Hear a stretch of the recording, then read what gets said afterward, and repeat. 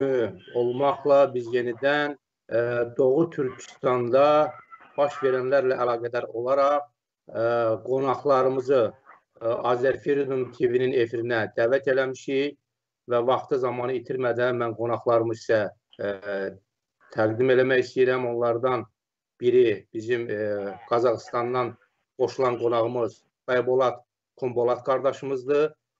Digəri isə Türkiyədən qoşulan bizim Gülayşə Oralbay xanım və onun qızı, bizim Məlikə qızımız bu günləri o da efirdə bizə tərcümanlığı ilə bizim Baybolad qardaşımız, o cümlədən də Gülayşə bacımız bu günlərim bəzi ola bilər ki, Türkçə konuşsalar da belə, bəzi sözlərimizi ola bilər tamaşaçılarımız anlamasınlar. Xüsusilə Baybolad bəyin deməli, belə deyim ki, o danışığında anlaşmalar ola bilsin ki, olmasın. O Qazaxıstan ləhcəsi ilə, Doğu Türkistan ləhcəsi ilə danışacaq. Ona görə Məlikə qızımız bizə bu günlərim tərcümanlıqda kömək edəcək Allahın izni ilə.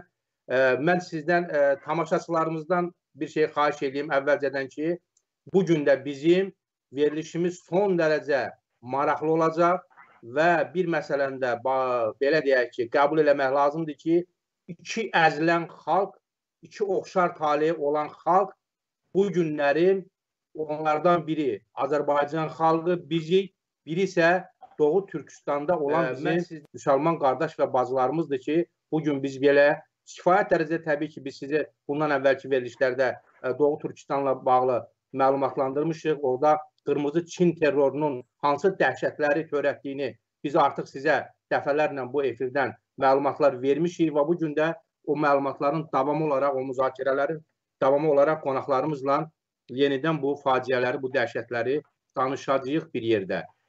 Mən qonaqlarımı salamlayıram. Gülayşə xanım, salam olsun sizə. Məlikə xanım, sizə də salam olsun. Baybolad bəy, sizi də salamlayıram. Allahın izni ilə bu günlərin biz burada Azərfreedom TV-də toparlanmışıq ki, Doğu Türkistanda baş verənləri burada müzakirə eləyək. Ona görə mən vaxtı itirmədən sözü verəcəm Gülayşə xanıma. Gülayşə xanım, siz özünüzü tamaşaçılarımıza tanıdın, təqdim edin. Siz kimsiz, hardan, nə vaxt, hara gəlmişsiniz, harada doğmuşsunuz və özünüz barədə məlumat verdikdən sonra biz hadisələrdən danışacağıq. Buyurun Gülayşə xanım, söz sizdə. Herkese merhabalar. Ben Kazak Türk'ü Gülayşe Oralbay kızıyım. 48 yaştayım. Ben 2011 yılı Doğu Türkistan'dan Kazakistan'a taşındım. Kazakistan bizim yani tarihi vatanımız olan için, biz Kazak olan için 2011 yılı Kazakistan'a taşındım. Sonra ben çocuklarımla okutmak için 2014 yılı Türkiye'ye geldim. Ondan sonra Kazakistan'a gideceğim, Türkiye'ye geleceğim böyle. İki memleket arasında yani Bardikel'de. Biraz ticaret de yapıyorum yani iki memleket arasında. Öyle yaptım. Ben bir gün söyledim. Özüm canı neydi tanıştıramıyordum. Bu kadar, evet. Bu kadar daha kendimden. Teşekkür ederim. Baybolad bəy, buyurun. Siz də özünüz Məlikə xanım kömək eləyin. Özünüz tanıştırınız ağa. Assalamu alaikum wa rahmatullahi wa barakatuh. Bарлық бауырлар. Мен Байболат Kumbolatұлы, Қазақстан Республикасының азаматымын, Алматы қаласының тұрғынымын. 2002 жылы тарихи отаным Қазақстанға бір жолда көшіп келгенмін. Baybolad Kumbolad abi, beyefendi, şimdi Kazakistan azamatı, Kazakistan vatandaşı 2002 yılı Kazakistan'a taşınmış Doğu Türkistan'dan. Yani Çin'in Şincan eyaleti, Şincan diyor Çinliler. Ama biz Türkler Doğu Türkistan diyoruz. Doğu Türkistan'dan Kazakistan'a taşınmış. Şimdi Kazakistan'ın Almatı şehrinde duruyor, yaşıyor. Çok güzel, Allah razı olsun. Tamaşaçılarımızdan xahiş edirik. Bu bəyənmə, paylaşma, abunə olma, sayımızı artırmağı təmin eləyin. Bu günlərim son dərəcə maraqlı bir söhbətimiz olacaq və biz bir saat ərzində təxminən, hörmətli vətənlərin tam bir saat zamanında biz qonaqlarımızla bu söhbətimizi davam elədik. Bir saatimiz tamam olanda hörmətli Qurban bəy qoşulacaq efirə və biz efirimizi Qurban bəylə bir yerdə davam elətdirəcəyik. Gülayşə xanım, buyurun, Doğu Türkistanda nələr baş verir? Sizdə hangi məlumatlar var, nə bilirsiniz və səbəbləri barədə bizə xahiş edirəm, bilgilərinizi verəsiniz. Buyurun, Gülayşə xanım, danışın. Ben kendi kardeşlerim için bilgilerini şeylerini söyleyeyim. Benim 3 kardeşimle iki kız kardeşim, yani bir abimle çok uzak sanalara hiç sebepsiz, hiç suçsuz halde, hiç kanunsuz bir durumda çok uzak sanalara hapise attı. Yani benim ikinci abim bu benim Dilşat Oralbay. Dilşat Oralbay bu da Kazakistan'daydı. Kazakistan'da yani ceket icraatçı dediğinde. Sen aç. Benim kızım çevresinde ben çok iyi yetkizamadım. Bizim Doğu Türkistan'da yaşayan akrabalarımızın başına gelen olaylarına şahit oluyoruz şimdi. Benim annemin Doğu Türkistan'ın Kuytun şehrinde yaşayan abisi ve 2 kız kardeşi Çin hükümeti Çin zulmünden dolayı 2 senedir cezaevinde. Suçsuz halde cezaevinde. Abisi Dilşat Oralbay. Burada fotoğraf göründü mü? Göründü, bəli. Aha. Evet, Dilşat Oralbay, annemin abisi Dilşat Oralbay, Kazak Türkü ve Doğu Türkistan'daki aydın, yazıcı, Çince edebi çevirmen ve jurnalistti. Bu abisi Dilşat Oralbay Bey 23 senedir Çin hükümeti Komünist Parti'ye çalışıyordu. Zaten Komünist Parti'ye üyesiydi. Yani Çin'de yaşayan herkes, sadece bir parti var, Komünist Parti. Herkes onda çalışıyor ve çokça edebi romanlar, kitapları Çince, Kazakça'ya çevirmiş, Kazakça'yı Çince'ye çevirmiş ve Kuytun gazetesi ve İli gazetesi, 2 büyük bir gazetede çalışmıştı. Sonradan Dilşat Oralbay 2008. sene ameliyat olduğu için, sağlığı iyi olmadığı için işinden tatile çıktı. Yani yaşlandı da kendisi, sağlığı iyi olmadı. Emekli oldu. Sonra 2008. sene Dilşat Oralbay, 2008 sene sonra Dilşat Oralbay Kazakistan'a gitti. Kazakistan'da bir küçücük fabrika yaptı kendisi. Fabrika açtı, fabrikasını çalıştırdı ve her sene Doğu Türkistan'daki ailesine gidip geliyordu, ticaret yapıyordu. 2 memleket ortasında ticaret yapıyordu. Ailesi, çocukları Doğu Türkistan'da yaşıyordu. Sonra 2017. sene oldu. 2017. senede Çin yeni bir siyaset uyguladı. Tüm yurt dışında yaşayan Kazak Türk'ü, Uygur Türk'ü herkesi Doğu Türkistan'a gel diye çağrı yaptı. Yurt dışındaki herkese Doğu Türkistan'a gel diye çağrı yaptı. Yani bir bilgilere, bir resmi bilgilere bir imza atacaksın, öyle böyle yani bir şeyler dedi, gel dedi. Benim Dilşat Oralbay da o zaman Doğu Türkistan'a gitti. Yani çünkü o hiçbir suçu olmadığı, hiçbir yasa dışı bir şeyler yapmadığı için, kendisi tertemiz bir insan olduğu için Çin hükümetine, yani Çin hükümetine inandı ve Çin'in yasasına inandı ve Doğu Türkistan'a döndü. Döndüğü zaman pasaportunu aldı. Sonra da 2018. sene 3. ayda evindeyken evine polis baskısı oldu. Polis hiçbir resmi bilgi olmadan, karar olmadan tutukladı, gitti ve 3 ay boyunca Dilşat Oralbay hakkında polis ailelerine hiçbir bilgi vermedi. Yani hangi cezaevinde, hangi kampta mı, nerede olduğu hiç kimse bilmiyor. 3 ay sonra polis evine geldi ve Dilşat Oralbay'ın eşine dedi ki, bilgilendirdi ki Dilşat Oralbay 25 seneye hapis cezası aldı diyor polis. Yani mahkeme olmadan, mahkeme kararı olmadan, resmi bir bilgi olmadan böyle sadece ağızca böyle bir konuştu. Ve ne suç ile tutuklandığı da bilgisiz. Hiç kimse bilmiyor. Polis de bilmiyor ve polis de söylemiyor. Sormak yasak. Ne suç ile tutuklandığı da sormak yasak. O günden itibaren hatta 2 seneye kadar Dilşat Oralbay'ın hangi cezaevinde olduğu, durumu nasıl, hiçbir bilgi alınmadı. Dilşat Oralbay'ın eşi ve çocukları hiçbir bilgi alınmadı.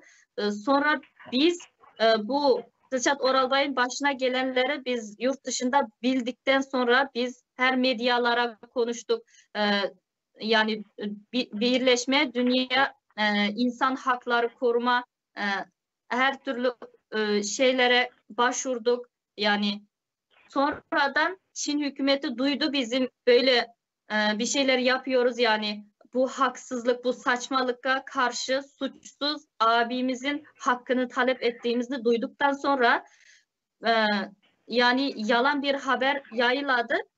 Yani Dilşat Oralbay'ın eşine dedi ki bırakacağız, yani Dilşat Oralbay'ı bırakacağız, öyle böyle dediler polis ve 1-2 defa gösterdi eşine. Yani hep cezaevine gidip gösterdi. Sonra yine haber yok. Ve bir de Bağila Oralbay, burada Bağila Oralbay, bu annemin kız kardeşi Bağila Oralbay ve bu küçük kız kardeşi Bahtugul Oralbay.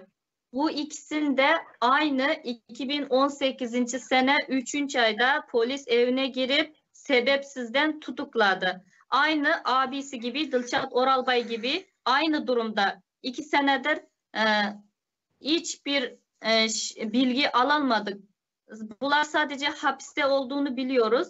Ama durumları nasıl hiç kimse göstermedi. Yani normalde yasa boyunca, Çin yasası boyunca hapisteki mahpus ile onun akrabaları görüşebilir. Ayda 1 defa görüşebilir. Telefon arayabilir. Ama Çin hükümeti Doğu Türkistan'daki hapislere böyle bir hakkını vermiyor. Tutukladı mı sonra hiçbir defa akrabalarına göstermiyor. Sesini telefonda da dinletmiyor. Yani nasıl durumu, sağlığı nasıl, hatta hayat mı ölümü hiç kimse bilmiyor tutukladıktan sonra. Bahtugul Oralbay'ını da 19 seneye hapis cezası verdi. Ağızca bildirdi. Resmi bir karar yok. Bahtugul Oralbay'ını da 15 seneye hapis cezası verdi. Mahkeme olmadan, hiçbir resmi bilgi olmadan hangi suçla tutukladığını da hiç kimse bilmiyor. Bahtugul Oralbay, Bağila Oralbay ikisi de iş adamıydı. Kendilerinin dükkanı var, lokantası var, iktisadi durumu iyi, ailesi var, çocuklar vardı. Yani hiçbir suç yapmamış bir insanlar. Çok bir mutlu ailesi var. Melekə xanım, o Dilşat Oralbay öz eşi ilə görüşərkən bilgi vermədimi ki, bunu necə sorğuladılar? Bu səbəb nə idi bunu? Orada nə iş yapmışdı ki, bu hansı suçu heç olmasa yalan da olsa belə hansı suçla bunu şərlədilər? Hansı suçla bunu yalanladılar ki, onu tutukladılar elə? Eşine dedi mi bu hadise? Yok, öyle konuşamıyor. Oradaki mahpusları önce 3 ay, ilk defa tutukladığı zaman 3 ay hiçbir bilgi vermedi dedim ya, o 3 ayda yani hemen cezaevine götürmemiş, kampa götürmüş. Orada kampta çok işkence yapıyor. Her türlü ilaçlıyor insanı ve çok işkence yapıyor, dövüyor. O yüzden bu mahpuslar hiçbir şey konuşamıyor, hiçbir şey konuşamıyor. Zaten eşiyle hiçbir şey konuşmamış, sadece bakmış, eşi görmüş ve yengemiz diyor ki çok zayıflamış. Dilşat Oralbay'ın durumu çok kötü, çok zayıflamış. Zaten kendisi yani böyle bir kul gibi hiçbir şey söylemiyor. Bu insan çok aydın bir yazar insandı, şairdi ve bir de müzisyendi. Dombra çertebilirdi, çok güzel dombra çertebilirdi ve çok güzel şiirleri yazıyordu. Böyle bir insandı, bilim adamıydı. Bizim Doğu Türkistan'da Kazak Türklerin içinde aydın bir bilim adamıydı. Böyle bir adamı sebepsizden tutukladı ve ne için tutukladığını polis bile sormak yasak. Polise gidip sordu yengemiz. Sorma sen. Sen sorma. Sen sorsan seni de tutuklayacağız diyor polisler. Aydındır. Aydındır. İndi Baypolat Bey de danışsın. Sonra benim sizden bir suallarım olacak. O Gülayşe Hanım'ın o iki kız kardeşiyle bağlı sorularım olacak. Baypolat Bey, buyurun siz ne diyebilirsiniz? Sizde hangi malumatlar var? Buyurun. Söylüyorsunuz deydi ağa sizde. Kıska gana aytsanız men aytып ketем. Осы Azir Freedom TV-ға мені сұхбатқа шақырғандарыңызға көп рахмет. Алла разы болсын. Осы сұхбатқа шығу себебім Қытай Коммунистік партиясы бүгінгі күні біздің Шығыс Түркістандағы туған туысқандарымызға фашистік әрекеттерін жалғастырып, қандай да бір зұлымдықтар жасап жатыр. Соның біреуі менің інім Баймұрат. Бұл менің інім Баймұрат. Melike Hanım tercüme edeyim. Evet, Baybulat Beyefendi hepinize çok teşekkür ediyor. Böyle bir sesimizi duydurmak için böyle bir bizi ziyaret ettiğiniz için çok teşekkür ediyoruz. Azerbaycan halkına da çok teşekkür ediyoruz. Ve abi de kendisinin kardeşi, erkek kardeşi için şahitlik vermek istiyor. Suçsuz halde tutuklanan erkek kardeşi Baymurat. Baymurat erkek kardeşi 1990 yılı doğumlu, yani şimdi 29 yaşta. Baymurat'ını 2018 sene tutuklamış ve bu Baymurat 2011 sene Kazakistan Almatı'na gelip Almatı'daki Teknoloji Üniversitede okumuştu. Öğrenci olarak okumuştu. Sonra 2013 sene Doğu Türkistan'a yine dönmüştü. Yani Kazakistan'a bir geldi, bir sene okudu ve döndü Doğu Türkistan'a. Anne babasının sağlığı durumu iyi olmadığı için dönmüş. Sonra Baypolat Bey, buyurun danışsın. Baypolat Bey danışsın, bəli. Айтыңыздар. Сонымен, менің осы інім Баймұрат, Баймұрат 2011 жылы Қазақстанға келді. 2012 жылы Алматыда технология университетке оқуға түскен. 2013 жылдың бірінші айында, январ айында Қытайдағы әке-шешесінің денсаулығына байланысты Қытайға кетіп еді. Сол бетте ол Қытайда қалды, Қазақстанға келе алмады. Ал 2018 жылы інім Баймұрат өзінің тұрғылықты жерінде, яғни Шынжаң Ұйғыр автономиялы районы, Іле Қазақ автономиялы облысы, Құлжа ауданының Қарғаш ауылында полицияның көмекшісі болып қызмет етіп жүрген жерінен жергілікті полициялар жағынан еш себепсіз қоныс лагерге алып кетіп қамап қойды. Бүгінге дейін сол қоныс лагерде 804 күннен бері отыр. Яғни осы қоныс лагерде 1,5 жыл отырғаннан кейін 10 жылға соттап жіберді деген хабар алдым. Baybolat abi diyor ki kardeşi Baymurat 2013 yılı Kazakistan'dan Doğu Türkistan'a dönmüş. Anne babasının sağlığı durumu iyi olmadığı için dönmüş ve sonra Doğu Türkistan'da kalmış. Yani Doğu Türkistan'da kalıp polis yardımcısı olarak çalışmış. Sonradan 2018. sene onu da yani sebepsizden tutukladı. Yani bir defa öyle sebepsizden tutukladı. Tutukladıktan sonra ve ona 10 sene hapis cezası vermiş Çin hükümeti. Diyorum sana. Şimdi 2 seneden fazla olmuş cezaevinde. Lagerda mı çok türmede mi? 1,5 yıl lagerda. Birinchi 1,5 yıl lagerda ustab o'tirdi. Sonradan keyin 1,5 yıldan keyin 10 yılga sotalып ketkenini eshitdik. Endi algaç ret lagerge uslagan kundan boshlab men inimdi izlep arjog'im keldi. Biroq ko'p kishilardan biz eshitdik, oy o'sha lagerga o'tirganlar 3 ayning ichida chiqaradi deb. So biz endi bunda Qozog'iston men Xitoy hukumati biz ko'rishimiz qo'y. So'ndan keyin bizning aramizda 1700 chaqirimlik bizning chegaramiz bor. So'ndan keyin men o'yladim, endi qandaydir bir o'slarning bir o'sha Qozog'iston bilan Xitoyning ara qatnashına, qarama-qarshiliklariga bir ziyon tegib ketsin. Endi 3 ayning ichida chiqaradigan bo'lsa, jarayda kutayin deb kutdim. So 3 ayning ichida chiqqan yo'q. Odan birovlar aytdi, oy 6 oyda chiqaradi deb. 6 oy kutdim, chiqqan yo'q. Sonradan oy 6 oyda chiqmasa 1 yilda chiqaradi degan so'zlarni eshitdik. 1 yil kutdim, 1 yilda chiqqan yo'q. Biroq o'sha кезде bizning Qozog'iston hukumatining sirtqi ishlar ministrligi yaxshi жұмыс istedi. Xitoydan 700 qozoq bауырларымыз сол konslagerden qo'yib berilетін bo'ldi degan xabar aldık. O'sha кезде biz qattiq quvondik. Men kutdim. Keyin ol adamlar qanchasi chiqqani bizga be'ma'lum, biroq mening inim chiqqan yo'q. O'sha кезде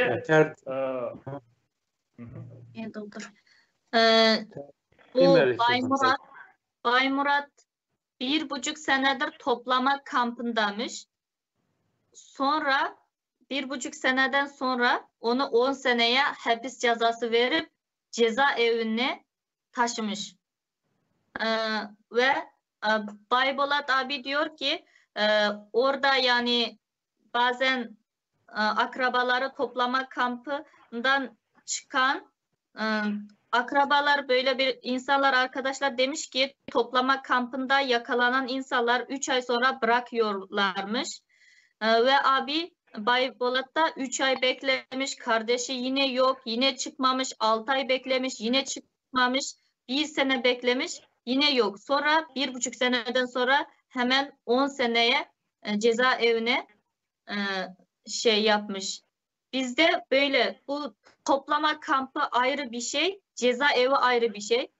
Toplama kampı 2017 yani 2016'dan da başlamış ama 2017'den başlamış Kazak Türklere de uyguladı toplama kampı diye bir şeyini. Önceden toplama kampını yani böyle diyordu Çinliler. Herkesi toplayıp Çince öğretiyoruz, meslek öğretiyoruz diyordu. Ama onun içine yakalayıp toplama kampına yakaladıktan sonra insanları orada yani her gün Komünist Parti'ni medhileyecek yani Çin hükümetinin prezidenti, başbakanı Xi Jinping'i medhiyeleyecek böyle şarkılar söyletiyor ve çokça işkenceler yapıyor. Yemekleri çok kötü. Yemek çok az miktarda veriyor ve bu toplama kampında ki insanların her gün böyle sağlıkları iyi olan insanların kanlarını alıyor. Kan alıyor oradan. Kan alıp da kendi kendi Çinlilerine doktor bana ne dedi? Hastaneye götürüp yani kendi Çinlilerine paylaşıyor böyle kanların, Doğu Türkistanlıların kanların. Toplama kampında öyle bir şeylerini yapıyor. Hazır Baybolat'ın ana şimdi aralықта неше уақыт тосып қалған себебін айтшы. Қазақстан мен Қытайдың арасында достық бар, соған бір әсер жетіп қалады деген, егер арызданып десем сондай bir әсер жетіп қалам екен деп мен biraz tosqamın деген söz. Ve Baybolat abi diyor ki abi 1 senedir beklemiş yani hiçbir böyle sosyal medyaya sesini çıkarmamış kardeşinin durumu hakkında. Niçin? Yani Kazakistan ile Çin arasında dostluk var. Yani Çin çok böyle şeyler yapıyor ya, Kazakistan ile Çin arasında iyi dostluk var. Dostlukunu bozmayın. Böyle bir şeyler teşvikat olduğu için Kazakistan ve Çin arasındaki dostlukla biz böyle bir şey olmasın. Yani benim kardeşimini bırakacak, herhalde bırakacak diye 1 sene beklemiş ama hiçbir netice olmadı. Hiçbir iyi netice olmadı. Çin yine yaptığını yaptı. Ondan daha kötü oldu. Meleke Hanım, hörmətli tamaşaçılarımız, bəyənin, paylaşın, xahiş edirəm. Bugünkü verilişimizin sayının daha çox olması üçün xahiş edilən bir cəhd göstərəsiniz. Belə bir dostluq olarmı ki, Qazaxıstanla bu neçə dostluqdur ki, bu Qazağı aparır orada, o kamplarda, sonra həbs düşərgələrini aparıb orada işgəncələrə məruz qoyur. Mən belə bir dostluğu qəbul eləmirəm və başa düşə bilmirəm. Mələkə xanım, bayaq siz söylədiniz ki, indi Baybolat bəydən də mən o məsələni soruşacağım. Bu uluslararası bir müraciətlər eləmişsiniz siz o təşkilatlara ki, hansılar ki, sizin o Gülşət deməli qohumunuz, akrabanızla bağlı təpki göstərilib, etiraz olunubdur və ona müəyyən mənada köməklik də olunubdur. Bəs o Gülayşə xanımın o iki qız qardaşı barəsində siz müraciətlər elədinizmi, kömək umdunuzmu kimdənsə? Evet, müracaat olduk. Biz birinciden biz kendi Kazakistan Prezidenti ve Dışişleri Bakanlığı'dan kömek soradık. Yani yardım istedik. Biz kendimiz böyle şahitlik olarak kimliğimiz ile kendimiz şahit olup video yaptık ve yazı yaptık, risale gönderdik. Sonradan ve Birleşken Uluslar Teşkilatı var ya, BMB diyoruz, yani nasıl diyorsunuz? Evet. Evet, Birleşken Memleketler Teşkilatı. İnsan haklarını kodlayacak o bir onlara da çok risalet gönderdik. Akrabalarımızın hakkında itirazlarımızı gönderdik. Böyle bir sorgulasın diye. Ve Kazakistan'ın medyaları ve bir de Kazakistan'da var, Atatürk diye bir teşkilat var. Tüm Kazak Türklerinin böyle Çin hükümeti tarafından zulüm gören Kazak Türklerin sesini dünyaya dinleten ve Doğu Türkistan'daki tutuklu Kazak Türklerini kutkaran bir teşkilat var. O teşkilatta her gün Amerika'dan, Fransa'dan, İngiltere'den çok jurnalistler geliyor ve bizim sesimizi dinliyor ve haber saytlara yayınlıyor. Bizim itirazımızda, bizim kanıtımızda New York Times gazetesinde yayınlandı ve İngiltere'nin The Telegraph gazetesinde yayınlandı ve birçok başka da adını unutuyorum, İngilizce gazetelere yayınlandı ve Hong Kong gazetesi, Tayvan gazetelerine de yayınlandı. Biz kömək oldu mu? Bir yardım gösteren oldu mu?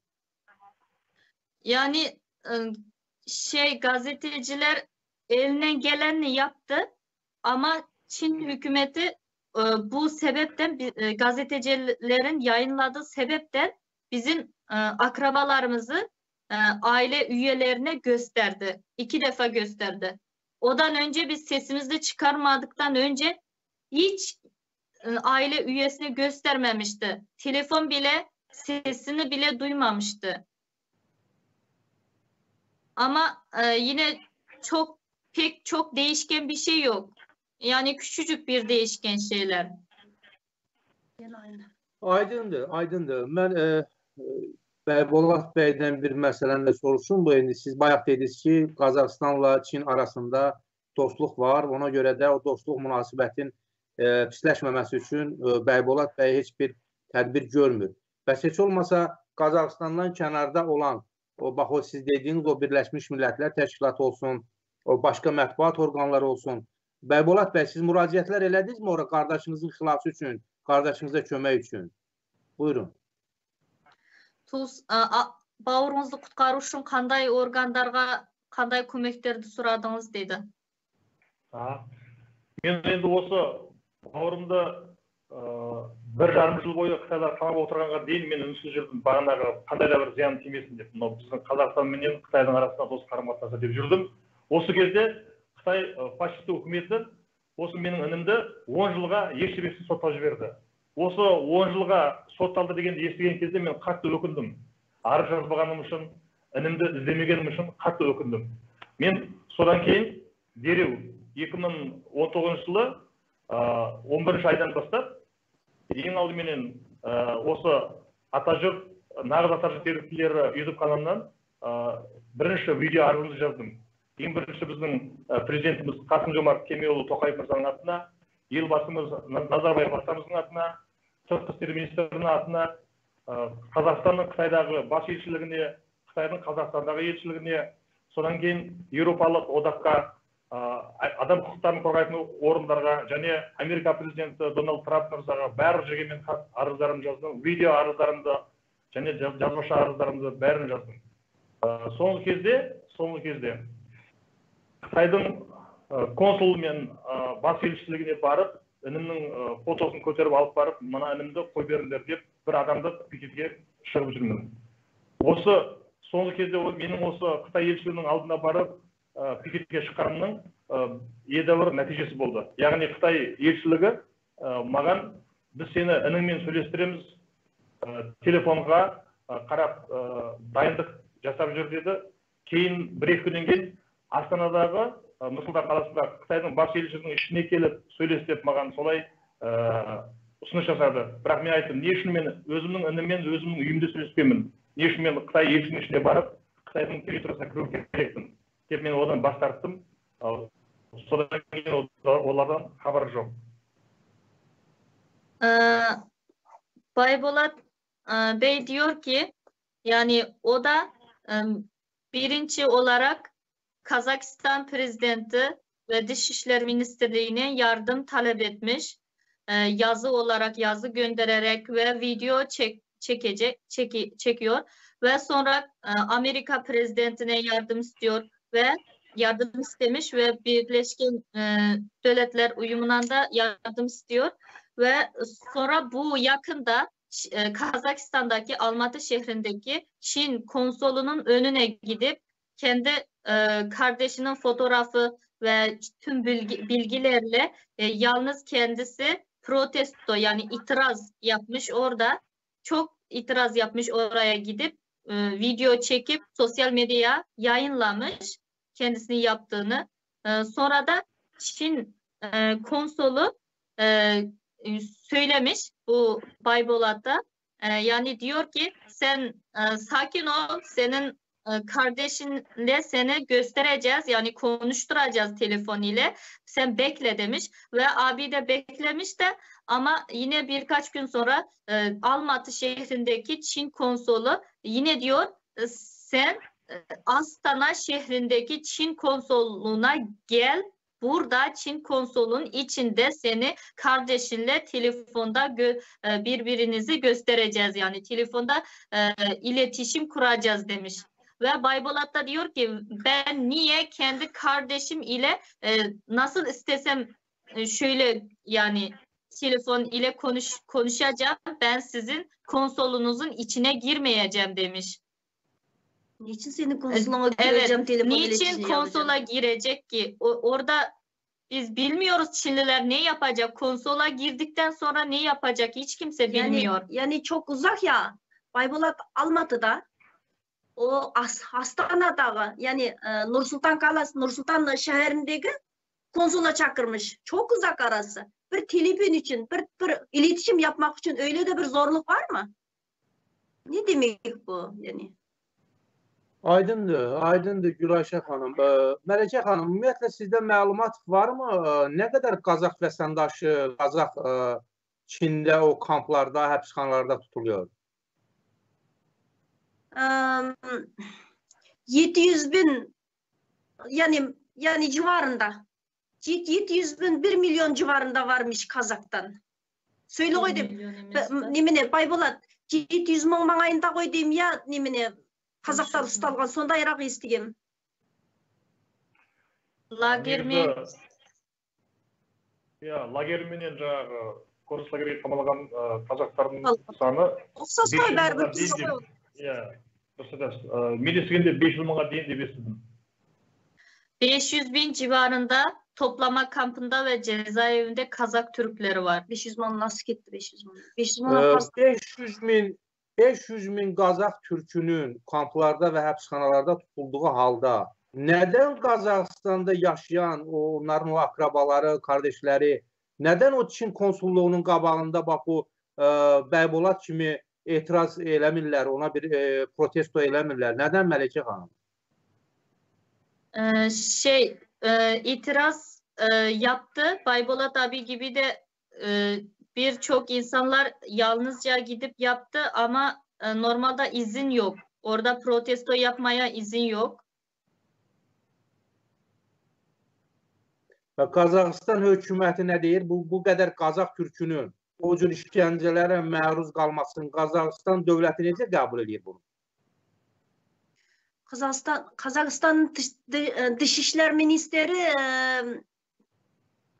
yani 2018 yılı 2019 sanada bir defa bir not yaptı. Kazakistan gönderdi yani. Dışişler Ministerliği Çin hükümetine not gönderdi. Yani böyle Kazak Türkler var tutuklu diye. Çin hükümeti de tamam biz bakacağız diye bir 2000 civarında Kazakları bıraktı. 700 civarında. 700 civarında, 2000 civarında böyle bir Kazakları bıraktı. Ama yine de Kazak Türkleri çok var orada. Yani zaten Baybulat'ın akrabasında bırakmadı, bizim akrabamızda bırakmadı. 700 koy değil mi? Algı not çapkandan keyin jibergeni Baybulat. Bizim Kazakistan hükümetinin Sırtqı İşler Ministerliği haberlerde Xitay hükümeti 700 Kazak kardeşlerimizi türmelerмен көріс лагерден шығаратын болды деп. Біз сол кезде қатты қуандық, біздің туысқандарымыз бірге шығатын болды деп. Бірақ ол кезде шыққан жоқ, өкінішке орай. O böylemiş. O notun eseri değil. Kazakistan hükümeti bize yayınladı. Yani bize haberladı. Kazaklara haberladı. 700 Kazak kampından çıkacak dedi. Ama İnsanlar çok bizim akrabalarımız çıkacak mı, bizim akrabalarımız çıkarak mı diye de ümitlendik ama yok. Çıkmadı. Kimsenin akrabası çıktı bilmiyoruz. Zaten Aydındır. Yok yani ki Melekə xanım, aydındır Gülayşə xanım, aydındır sizin dedikləriniz də aydındır. Burada söhbət əgər bayaqlarım dediniz ki, bu Baybulat bəy bu dostluğu pozmamaq üçün Qazaxıstanla Çini, bu Çinə dost demək olar mı? Evet. Nasıl bir dostu bu? Nasıl dostluk? Evet, Kazak Türklerine bu taraftan zulüm ediyor ve o Doğu Türkistan'daki Kazak Türklerine hepsinin pasaportlarını topladı. Hiç kimsenin pasaportunu vermiyor. Eğer Kazak Türklere pasaport verseydi Kazak Türkler hep Kazakistan'a taşınırdı. Şimdi oradaki Kazak Türklerine Kazakistan'a taşınmakta yasak, taşındırmıyor. Ve bir de böyle suçsuz tutukluyor. Soykırım yapıyor.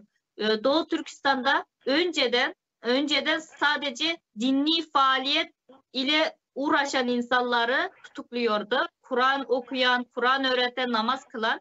Ama 2017 seneden başladı. Yeni bir siyaset başladı Çin hükümeti. Doğu Türkistan'daki Türk ulusları Çinleştirme siyaseti başladı. O yüzden Doğu Türkistan'daki Uygurları, Kazakları, Kırgız, Özbek herkesin kendi dilindeki okullarını yok etti, kapattı okullarını ve kendi yazımızdaki kitaplarımızı yok etti. Kendi yazımız, kendi dilimiz ile konuşmak yasak etti ve bilim adamlarımız, Kazak bilim adamlar, Uygur Türk bilim adamlarını tutuklamaya başladı. Evet. Zengin ticaretçileri tutuklamaya başladı. Türkiye'de necədir münasibət? Türkiye dövləti necə münasibət göstərir buna? Anlamadım. Türkiye dövlətində necədir münasibət sizə? Bu işlərə bax, Türkiye dövləti necə münasibət göstərir? Türkiye memleketinin de böyle bir sesimize ses olup bir yardımcı olmasını istiyoruz. Yani Türkiye'de yaşayan Doğu Türkistanlılara çok kolaylıklar çok var. İkametler, her şeyden çok kolaylık var. Ama yani başka hiç kimse Doğu Türkistan'da kalan zulüm içindeki insanlara yardım edemiyor yani. Çin'in çok güçlü olduğu sebebine yalancı olduğu sebebiyle. Evet, çok yalancı, çok güçlü olduğu sebebinden de yani şimdi gerçeklik göstermiyor ya Çinliler. Kimseye gerçeklik göstermiyor. Yani kimler gitti orasına ki kaç muhbirler gitti. Yalan bir şeylerini gösteriyor. Yalan bir oynayacak, yalan bir şarkı söylüyor, bir şeyler gösteriyor. Kim şarkı söylüyor orasında? Kim? Ne yalan söylüyor? Biz size inanırız. Siz canlı şahitlersiniz. Size inanırız. Bak gücü ne dedi? Çin'in gücünü deyəndə güc ne de?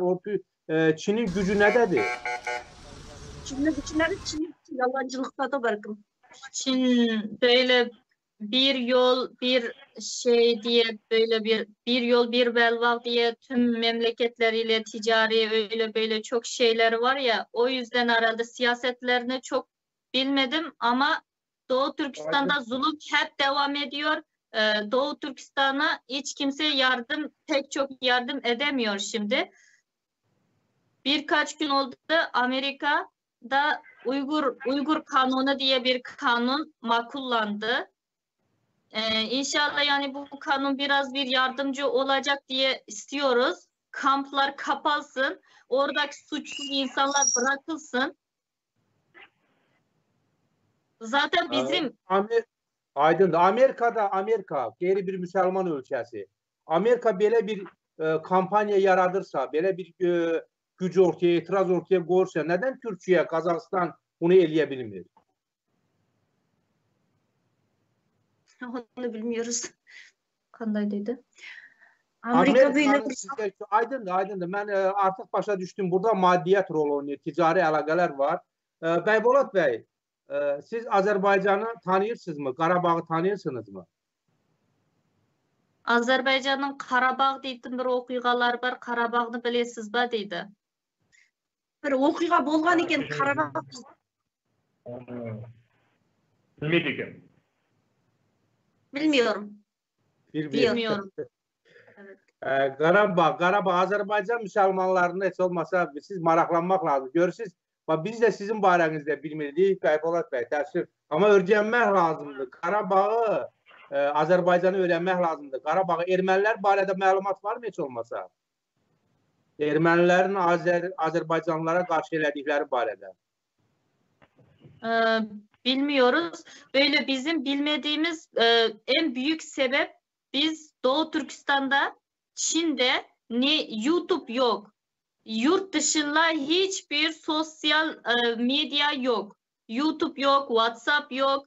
Sadece biz Doğu Türkistan'da yaşadığımız zaman sadece Çin'in içinde olduğu yani Çin Kompartiyası, Çin Komünist Parti'ye bize göstermek istediği şeylerini görebiliriz.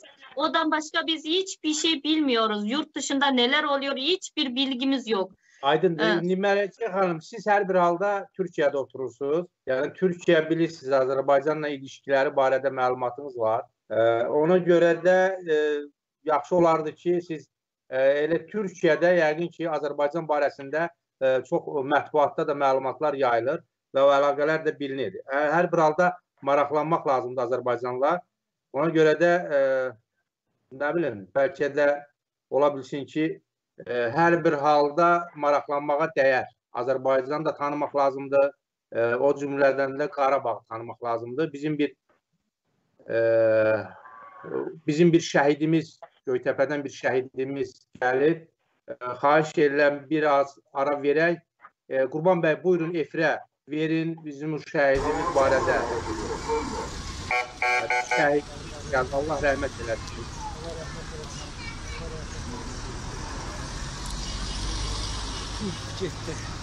Buyurun, baxın, Azərbaycanda, Qarabağda erməniləri törətdiyi bu hadisələrdən biri də bugün bir şəhidimiz.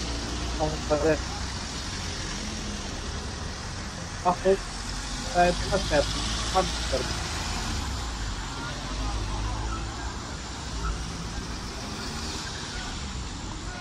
Arkadaş.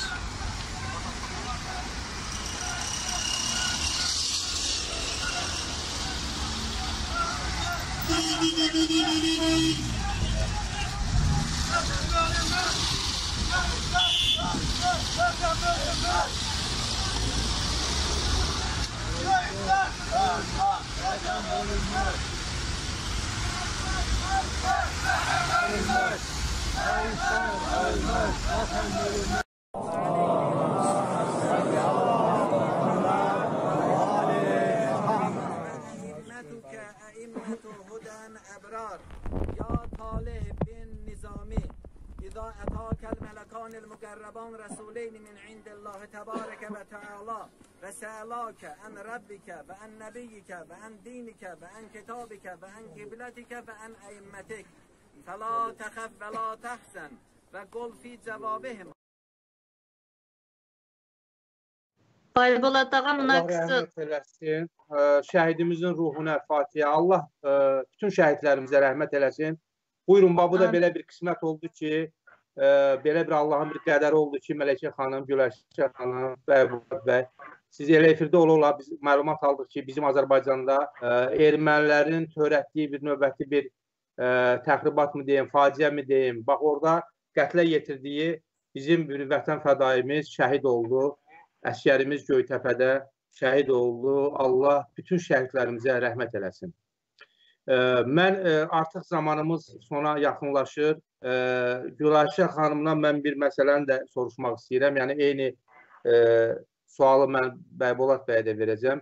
Güləşə xanım, sizin Çində tutuklanan, yəni Doğu Türkistanda saxlanılan, tutuklanan o kardeşlerinizlə əlaqədar olaraq siz ümumiyyətlə özünüz, şəxsən özünüz hansısa bir Türkiyədə fəaliyyət göstərən hər hansı bir Çin belə deyək, məsuliyyətlisinə, Çin konsulatlığına, Çin səfirliyinə müraciət eləmisinizmi? Şəxsən siz özünüz bir qohum kimi. Yəni Türkiyədə fəaliyyət göstərəndən gedir söhbət. Ben Türkiye'de hiçbir faaliyet şey yapmadım. Bir sınırlarmışın bir nemine yaptım dedi. Yani yaptınız mı demek istiyor musunuz böyle bir faaliyet? Bəli. Türkiye'de faaliyet gösteren bəli. Evet, biz Çin hükümetinin konsoluna, İstanbul'daki konsoluna kaç defa telefonla da aradık ve mesaj gönderdik, yazı da gönderdik. Ama hiçbir defa bize cevap vermiyor. Twitter'den de hep yazı gönderiyoruz.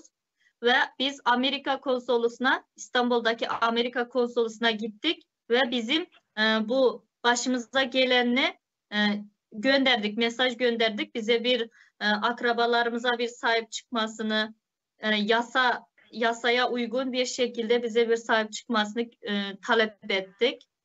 Ve İnşallah bu şimdi koronavirüs oluyor. Virüsten sonra biz de Çin konsolosunun önüne gidip kendimiz itiraz bildireceğiz.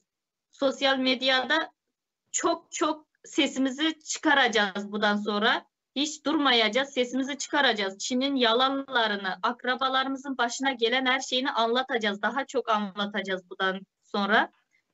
İnşallah. Başka ne etmək istəyirsiniz? Başka hansı təpkiləri, hansı etirazlar eləmək istəyirsiniz başqa? Biz yine İstanbul'daki, Türkiye'deki sosyal medya, Twitter'lardan her zaman, her gün paylaşıyorum. Çince paylaşıyorum, Türkçe, Kazakça, İngilizce ve Japonca her dilleriyle paylaşıyorum bizim başımıza gelenleri, akrabalarım hakkında ses getiriyorum. Ve Türkiye medyasından da ben tek tek yardım istiyorum. Hepsine mesaj göndereceğim. Tek tek yardım istiyorum. Böyle Çin bizim sesimizi çıkartmak istiyor. Sesimizi boğmak istiyor. Ama biz daha çok sesimizi çıkarsak inşallah az günde biz de akrabalarımızı göreceğiz diye istiyoruz. Çünkü bizden önce de Fransa'da yaşayan ve Amerika'da yaşayan Uygur Türkleri oldu. Onlar da 2 senedir çok tutuklu olan akrabaların hakkında çok ses çıkardı. Her türlü medyaların, insan hakları koruma organlardan yardım talep etti ve bu yakında, bu 5. ayda Çin hükümeti Twitter'den onların dava ettiği akrabalarını bıraktı ve yalandan bir video yaptı. yani Doğu Türkistan'daki o akrabaların çıkardı medyanın önünde. Ben tutuklu değilim, ben yaşıyorum, çok güzel yaşıyorum, yurt dışındaki akrabam yalan konuşuyor diye böyle bir video yayınladı Çin hükümeti. Aydındır. Melekçe Hanım, bu bizim de bu Azer Freedom TV bilirsiniz ki Böyük Britaniyadan, İngiltere'den yayımlanır. Siz hansı dildə istəyirsinizsə, yəni xarici dildə o dildə müraciət eləyə bilərsiniz. Siz bu Doğu Türkistanda baş verənlərlə bağlı, bu Çin terroru bağlı, bu soyqırım barədə müraciət eləyə bilərsiniz. Buyurun. Hansı dildə istəyirsiniz, müraciət edin. Tamam. Ben Azerbaycanlı kardeşlerimizin de sosyal medyadan bizim Twitter hesabımız var. Guleyşa Oralbay Twitter hesabımız. Twitter hesabımızdan da bizim sesimizi çok paylaşmasını istiyoruz. Yani böyle Twitter hesaptan çok paylaşılsa Çin hükümeti görüyor. Bizim yaptığımız her bir şeyi görüyor. Çok ajanları var Çin'in yurt dışında. Ve bize sosyal medyadan da çok tepki veriyor Çin hükümetinin ajanları. Buyurun, müraciət edin. Evet, o yüzden Azerbaycan halkının da ve bu bizim canlı yayını gören herkesin bize yardımcı olup bizim sesimizi daha çok paylaşmasını istiyoruz. Elinden geleni zaten dua ediyor herkes. Duadan başka da böyle sesimizi paylaşsın lütfen sosyal medyalardan. Bizim sesimize yani ses olsun diye. Sesimize ses olsun. Benim bir sözüm vardı. Benim bu abim çok hastadı. Odan da çok endişelerim. 60 yaşında. 60 yaşında 23 sene yani Çin hükümetine hizmet eden bir adamı 25 seneye hapis attı degen bu ne ya bu? Saçmalık. Çok saçmalık ya bu. Bu ne, yazık bu. Hiç suç yok. Vallahi suç yok. Benim iki kız kardeşim çok güzel bir insanlardı. Onlar bir baksan bunun durumundan da görünüyor bunlar. Bu kız kardeşlerimden yani çocuklar var. Bunun iki çocuk o. Kız küçük sanırım iki kız ya bir kız bir oğul çocuğu var. Çok küçük. Bunun da iki çocuğu var. Çok küçük. Bunlar annesiz. Annesiz 2 senedir. 2 seneden fazla oldu yani annesiz yaşıyor. Bu ne zorluk ya bu? Ne zulümlük ya bu? Ben istiyorum kardeşlerim, biz için ses olsun, bizim sesimizge ses olsun, bize yardım edin. Biz için yani duada bulun. Ben istiyorum ki bizim sesimizge ses olayın yani. Sesimizge ses koşsun. Ben onu istiyorum. Təşəkkür. Siz də Azer Freedom'u siz də izləyin. Bütün Doğu Türkistandan olan qardaş və bacılarımıza məlumat verin. Onlar da dinləsinlər. Biz də burada öz yayımımızı, öz təbliğatımızı apararıq ki, siz izləsinlər. Hər həftənin bazar ertəsi günü mən İlham Aslanoğlu olaraq mən belə düşünürəm ki, hər həftənin bazar günü biz burada Doğu Türkistanla bağlı paylaşdığımız bu verilişimizi hər bir şəxs öz çapında paylaşmalı. O cümlədən də sizlər də paylaşmalısınız. Bəybulad bəy, buyurun, siz də son müraciətinizi eləyin, yekunlaşdıraq və bizim bu gün Azərbaycanda 15 şəhidimiz olub. Bizim öz torpaqlarımızda bizim əsgərləri şəhid ediblər. Allah onların hamısına rəhmət eləsin. Mən də sizlə vidalaşandan sonra xalqıma bir müraciətim olacaq. Buyurun Bəybulad bəy, buyurun, söz sizdə. Müraciətinizi eləyin, biz yekunlaşdıraq. Buyurun Bəybulad bəy. Bizden nedir talep edəsiz, xalqdan nedir talep edəsiz deydi. Qanday köməklərdi suraysız? Мен осы Azerbaycan халқынан осы сіздердің медиаларыңыз арқылы осы бүгінгі күнді Қытай үкіметінің біздің Шығыс Түркістандағы түркі халықтарына, оның ішінде ұйғыр, қазақ, өзбек, қырғыз қатарлы бауырларымызға Қытай үкіметінің бүгінгі фашистік әрекеттері мен зорлық, зомбылық жасап жатқанда тоқтау беруіне көмек беруін сұраймын. Қытай үкіметінен біздің бауырларымызды, туған туысқандарымызды, ағайын бауырларымызды tez arada осы концлагерлер мен түрмелерден шығаруын қатаң талап етемін. Және осы барлық осы әлемдегі түркі бауырларымыздан және осы әлемдегі барлық әділетті жақтайтын жандардан осы Қытай үкіметінен біздің бауырларымызды тез арада босатуын талап етуін өтініп сұраймын. Рахмет. Oldu işte. Çok güzel. Buyurun Melekşe Hanım.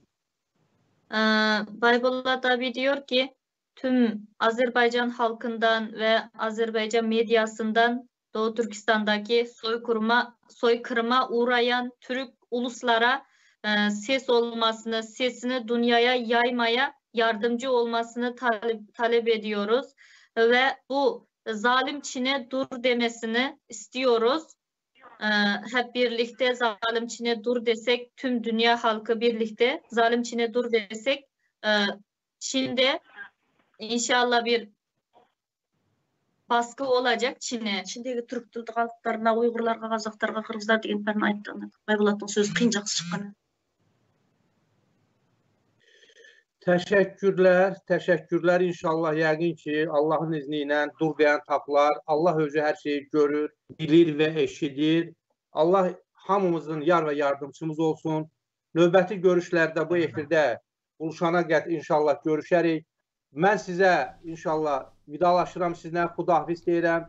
Allahın izni ilə Allah qismət eləyərsə bir daha görüşərik. Mələkə xanım sizə təşəkkür, Gülaşə xanım sizə təşəkkür, Bəybolat bəy sizə təşəkkür.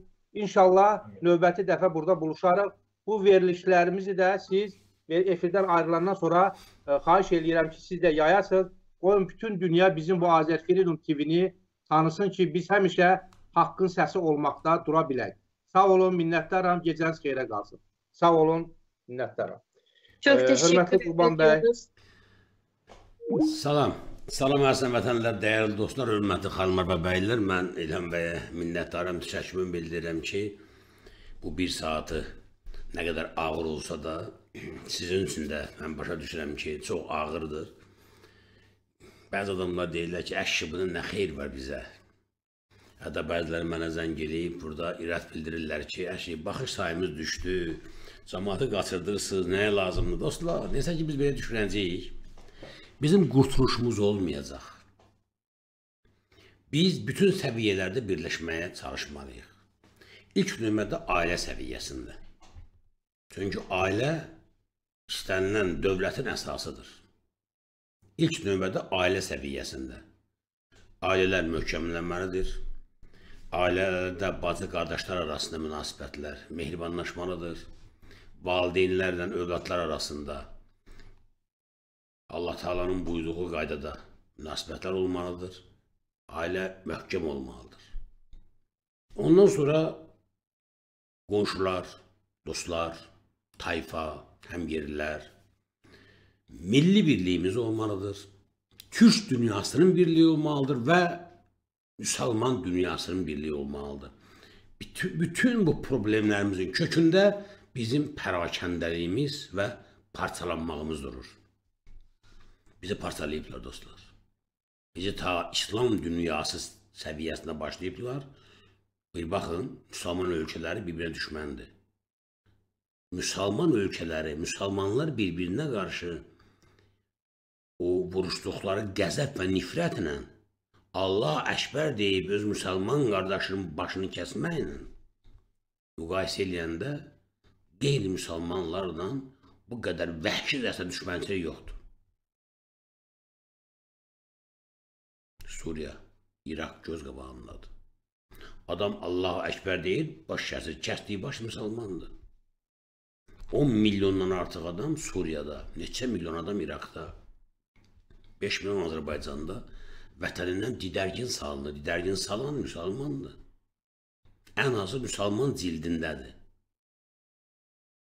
Səhv demirəm ki. Yəni, İslam dünyasını parçalayıblar. Bugün Uyğur qardaşlarımızın problemləri müzakirə edirik. Cəmisi 500 adam baxır, 400 adam baxır. Azərfreedom ailəsindən cəmisi 400 adam baxır. Bir baxın, nə günləyik biz. Deməli, Azərbaycanda yaxasını cırıq-cırıq edib, özünün Türk elan eləyənləri vecinə deyil ki, Uyğur türklərinin başına Çindən müsibət gətirir. Soruşuram, Bəs deyirdiniz biz türkük. Bəs deyirdiniz nə mutlu türküm deyənə. Və deyirdiniz türkün türkdən başqa dostu yoxdur. Ancaq mən belə baxıram ki, türkün türkdən başqa düşməni yoxdur. Türkün türkdən başqa düşməni yoxdur. Müsəlmanın müsəlmandan başqa düşməni yoxdur. Hər şey göz qabağındadır. Müsəlmanı öldürən müsəlman və yaxud da hətta öldürən xristiandırsa o bəhanəni də verən müsəlman. Səddam da belə elədi, Qəddafi də belə elədi, İlləməli də belə eləyəcəkdi. Müsəlmanı öldürməyə bəhanə verən müsəlmandır. Ya özü öldürür, ya başqası öldürtdürür. Türkü öldürən ya türkdür, ya türk öldürtdürür. Fikir verin. Amerika Çində Uyğur zülmünə qarşı Amerika Birləşmiş Ştatları qərar qəbul edir, ən azı münasibət bildirir, Türkiyə başda olmaqla bütün Türk dünyası susur. Budur türkçülük, budur qardaşlıq. Nəyindən qorxursuz? Nədən qorxursuz? Qardaşım, mənim həyata baxışım, düşüncəm belədir ki, əgər mənim yaxınıma, ailə üzvümə, bacıma, qardaşıma, övladıma hər hansı bir təhlükə varsa, mən o təhlükənin gücündən, onun həcmindən asılı olmayaraq, özümü onun müdafiəsində atmalıyam. Mən də ölməliyəm məsələn. Bəlkə öldürdüm, bəlkə xilas elədim yaxınımı. Mən Qurban Məmmədov olaraq belə yanaşıram. Məsələn, mən görsəm ki, mənim Allah eləməsin övladıma, Qoşqara burada 1 milyon insan hücum eləyir, mən düşünməyəcəm ki, bunlara mənim gücüm çatmaz, nə mən zəifəm, hələ mənim o bir oğlum gəlib mənə birləşməyib.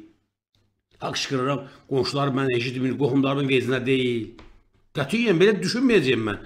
Mən göz bağlı atacam balamı xilas eləməyə. Aydındır mı? Yəni biz belə yanaşmalıyıq indiki vəziyyəti. Amma nə baş verir? İslam dünyasını belə parçalayıblar, Türk dünyasını belə parçalayıblar. Biri burada, biri İranda, biri Azərbaycanda qalıb, biri Orta Asiyada qalıb, biri Tibetdə qalıbdır. Cəmaatın bir-birindən xəbəri yoxdur. Dilini tez-tez dəyişirlər, əlifbasını tez-tez dəyişirlər, sənədlərini dəyişirlər. İmperiyada biri alıb buna verir, onu alıb buna verir, belədir vəziyyət. Və ən dəhşətlisi odur ki, əzizəm vətənlər, bizi parçalaya, parçaladıqları hissələrin başına öz adamları qoyurlar. Parçaladıqları hissələrin başına öz adamlarını qoyurlar. Bu, KGB-nin o vaxtdan və bütün imperiyaların siyasətidir. Boleslav Berut, Allah ona rəhmət eləsin, Palyakdır. Boleslav Berut, onun seyfi və oradan çıxan həmin o tamamilə məxfi. O təlimatdan yenə bir bəndi xatırlayayım mən sizə. Deyir ki, bizdən əməkdaşlıq etməkdən imtina etməsələr də, təlimata baxın ha, bizimlə əməkdaşlıq etməkdən imtina etməsələr də, müstəqillik yolunu tutan hər hansı bir partiya meydana gələrsə, çalışıb onun rəhbərliyini ələ alınmalı. Demirik, partiyadan alınmalı. Çünki bilir ki, 100 minlərlə insan ala bilməzsən. Rəhbəriyə ələ alınmalı. İlxinin qabağında gedən atı, lider atı, aydındır mı? İlxinin istiqamətini dəyişdirmək üçün onun başlarını ələ almalı. Yox, əgər bu mümkün olmadıqda onu parçalamalı. Partiyada söhbət gedir. İlxidən birinci mərhələ qutardıq. Parçalamalı.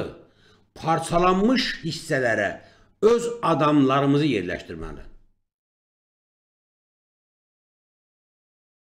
AXC. Parçalayın. Ayrı-ayrı parçalanmış hissələrə öz adamlarınızı yerləşdirin. Əgər bu mümkün olmasa, öldürün rəhbərləri. Əl alın, şantajla, puluna, nə bilim, gizli yataq kameraları ilə, bildiniz? İstənilən vasitəni də əl alın. Bu alınmasa görsəz, parçalayın. Parçalanmış hissələri öz adamlarımızı qoyun. Bu da alınmasa, öldürün. Amma elə öldürün ki, qəsdən öldürüb bilinməsin. Millət, bunu 1945-ci ildə Boleslav Berutun seyfindən tapılan təlimatda Urus yazıb. Necədir sizin üçün? Biz də oturmuş burada danışırıq, baş-baş. Dünya siyasətlə məşğuldur. Biz xalqımızı birləşdirə bilmirik burada. Bir baxın, bu qədər ciddi problemə 500 adam baxır. Tumanı qısa qızlara 100 mindən adam baxır. Bizim apardığımız əzizən vətənlər bu iş, mən gözlədiyim səmərəni vermir. Niyəsini mən deyə bilmərəm. Dostlar deyirlər ki, verilişləriniz maraqsızdır. Mən dostlara başlayaraq bilmirəm ki, mən burada moda göstərmirəm. İşimizin zəif getməsinin günahı artıq sizdədir, məndə deyil. Sizdədir, Azərbaycan maliyyəsinin üzlərindədir. Əgər siz hər biriniz gündə ərazi bir adama burada gedən bu ideyalar çatdırıb, onları cəlb edə bilmirsinizsə, məsuliyyət sizin boynunuzdadır, mənim yox. Mən əlimdən gələni bacardığımı eləyirəm və eləyəcəm də axıra qədər. Amma niyə yayılmır efir? Niyə tamaşaçı cəlb olunmur? Onun günahı sizdədir. Bəyənmə və paylaşım, abunə olmaq yoxdur deyə kanal izlənmir. Bizim dediklərimiz dar bir dairədə 300-500, 1000, maksimum 2-3 min adamın arasında ilişib qaldır və salam. Sanki bir nəfərin teatrıdır və zorəndə bir 2-3 min tamaşaçı var. Yəni bir həbsxanadır, bu Azərfreedom həbsxanadır, 3 minlərdə bunun məhbusu var. Oturublar hər gün eyni adamın sözlərinə qulaq asırlar. Eyni kontingent 300 min adam var cəmisi, misal üçün. Olsun 10 min, 100 min fərq eləməz. Mən bu artımı görmürəm. Səbəbin efirinizdən yerib deyərsiniz. Deyə bilərsiniz ki, Uyğur mövzusu bizim üçün maraqlı deyil. Mən də deyirəm ki, siz səhv düşünürsünüz, yanlış düşünürsünüz. Sən Uyğurun problemini bilməlisən, bir baxın, efirdə hər dəfə bir sual veririk. Tək Uyğurun dərdi deyil, mənim sənin dərdini Uyğura eşitdirmək istəyirəm. Qardaşım, bacım, mən həm də sənin dərdini, Qarabağı dərdini Uyğurlara eşitdirmək istəyirəm. Onların vasitəsilə başqa qüvvələrə çatdırmaq istəyirəm. Hər dəfə bir sual veririk.